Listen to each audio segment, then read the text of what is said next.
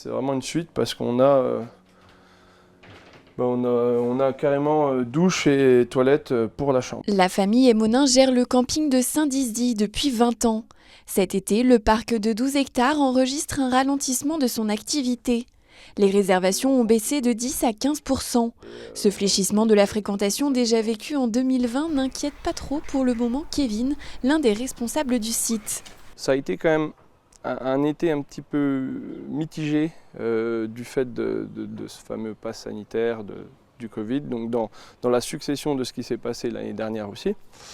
Et ajouter à ça la météo au mois de juillet, début juillet, qui n'était pas vraiment sympa avec nous. Donc on va dire que le mois de juillet était très mitigé. Ensuite sur le mois d'août on s'est quand même un petit peu rattrapé, on a quand même fait un bon mois d'août. C'est une région qui est quand même vraiment jolie, qui attire quand même beaucoup de monde, beaucoup de clientèle étrangère, clientèle française.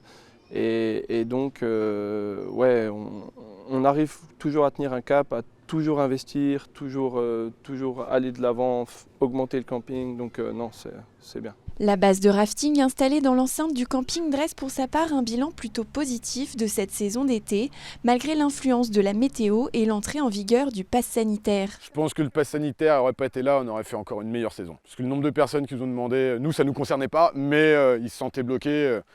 Vu avec le pass sanitaire.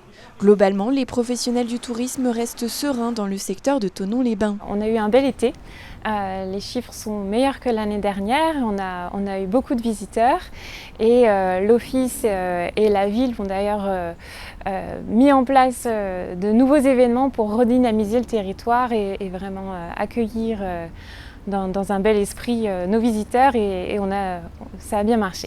La saison d'été se poursuivra au moins jusqu'à la foire de Crète.